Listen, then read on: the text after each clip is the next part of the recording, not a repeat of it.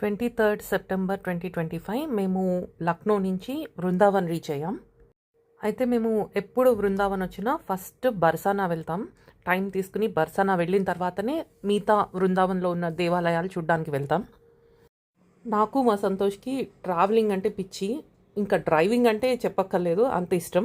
ఇద్దరం లవ్ చేస్తాం డ్రైవింగ్ని. అయితే సన్ని మట్టుకు తట్టుకోలేము.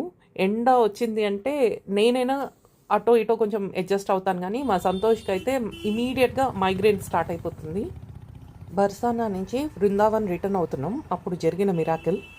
ఈసారి కూడా బైక్ రెంట్కి తీసుకున్నాం, అలాగే బర్సానా వెళ్ళాం. దర్శనం అయిపోయింది రాధమ్మ తల్లిని. నెక్స్ట్ రిటర్న్లో మేము ఇట్లా వస్తుంటే ఫుల్ ఎండ కొడుతుందనమాట రోడ్డు మీద. ఏంట్రా బాబు ఈ ఎండలో అసలు డ్రైవ్ చేయగలమా అనిపించింది. ఈ లోపల రోడ్డు చూడండి ఎంత సున్సాన్ ఉందో.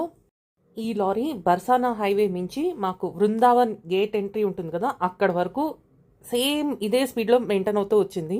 మా గురించి స్పెషల్గా ఈ లారీ వచ్చింది, పెద్ద లారీ. మాకు నీళ్ళని ఇవ్వడానికి ఎండలో. ఎండ అయితే 37 degrees ఉంది దగ్గర, 35. ఈ లారీ అయితే పాపం అన్ని లారీలు ముందుకు వెళ్ళిపోతున్నాయి, ఈ లారీ ఒక్కడు మా గురించి అన్నట్టే డ్రైవింగ్ ఇన్ 40. ఖాళీ లారీ మళ్ళీ మా గురించి మా పక్కనే డ్రైవ్ చేస్తున్నాడు. ఇవన్నీ చెప్పుకోవడానికి చిన్న మ్యాటర్ అనిపిస్తుంది, కానీ అదే మిరాకిల్స్, గాడ్ మిరాకిల్స్.